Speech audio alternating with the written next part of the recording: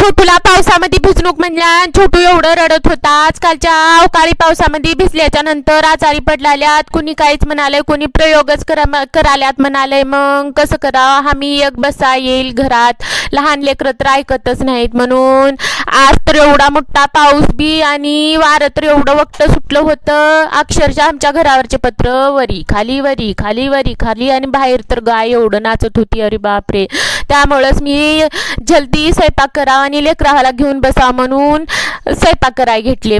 कधीच मी एवढ्या वर्षातून असं एवढं मोठं वारं आणि अवकाळी पाऊस एवढं वक्त पडायचं गारा ते मी बघाय नाही, पण ह्या वर्षी का माहिती एवढं लई पाऊस पडलाय, अरे बापरे। लाईट तर ना दिवस राहणाच गेली आहे।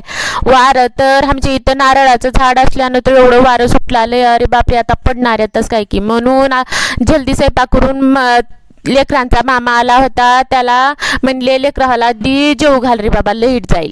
मग मी स्वयंपाक बनवले, लास्टची एक छोटी चपाती बनवली, कारण की मला एकटीला जेवाय बस वाटत नाही म्हणून। त्या चपातीला बघून लेकरं येतात जेवायला। मग बाहेर मध्ये तर गरमी होत होती म्हणून बाहेर पाऊस गेल्याच्या नंतर बसली मी, छोटू दादा, माझे छोटू दादा तर दोघं बी पोटभर जेवले होते। पण ह्या छोट्याशा चपातीला बघून का वाटलं की त्या लेकराला त्या चपातीला भक्तीला दोन्ही बी लेकरं बाजावर येऊन बसले।